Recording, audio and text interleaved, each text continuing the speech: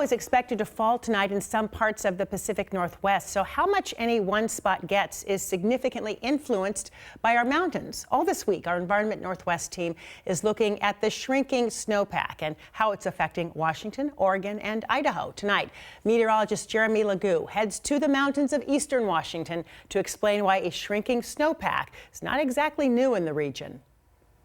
The one-eyed Lifty, and I go by dude. I'm always nice, yeah, I'm never rude. You don't need two eyes to see that dude knows his rhymes. He's the Lifty rapper, and I'll wear my black eye patch. Knows his chairs. There you are. Good job.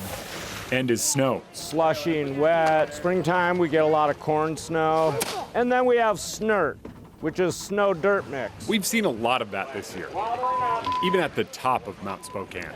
We're right now, I think, at about 55% normal snowpack. It's at 46 inches currently, so we're well below. The mountains of eastern Washington and North Idaho are currently under moderate and severe drought due to the lack of snow on the ground. You know, as a Lifty, we deal with snowpack pretty much every day. This lack of snow on the ground isn't necessarily a new thing. 2003-2004 season, I believe they closed on Valentine's Day. USDA data depicts a decrease over time in the snow water equivalent at snowtells around the region. 2013-14 season, we suspended mountain operations the Sunday before President's Day. Between 1955 and 2022, all stations in eastern Washington and North Idaho recorded a reduction in peak snowpack. Higher elevations, that number's just over 20%.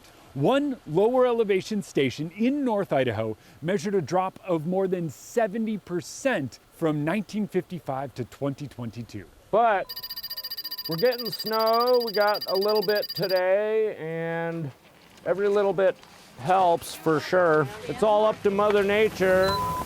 You're the weatherman, right? The mountains of eastern Washington, eastern Oregon, and North Idaho sit in the rain shadow of the Cascades. While the Pacific Ocean serves as an excellent moisture source for much of the western side of those states, as that moisture moves from west to east or zonally, it first hits the mountains, pushing upward. That rising motion in the atmosphere causes the warmer, moist air to first cool, then condense, forming clouds and eventually precipitation. That enhances the amount of rain or snow that you see in the Cascades, giving you more than you otherwise would and squeezing out more moisture than otherwise would get squeezed out. But as you move up and over the mountains, all that air has to come back down. This sinking motion quells cloud cover and precipitation, leaving much of central Washington and Oregon in a rain shadow or a desert. But as you move east from there, things get interesting once again. As elevation starts to increase in eastern Washington, rain and snow become more prevalent.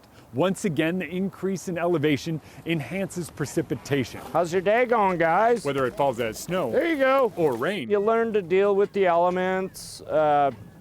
Previously frozen, liquefied precipitation days, because we don't use the R word up here. But it's not just the overall amount of snow. It's also how long that snow sticks around.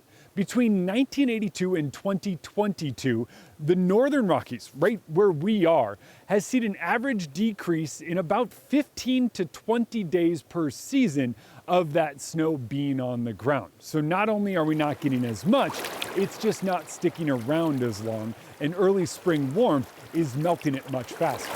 I think the biggest impact is going to be environmentally. It all depends on mountain snowpack is so important, especially for this region. Dude sees it here on the mountain. Come on out! But we will all see it when it comes to mountain runoff, increase in fire danger, and a longer fire season this summer. How's your day going? For Environment Northwest, Good. What's your name? Noah. Noah, have a good run, Noah. I'm meteorologist Jeremy Legoo.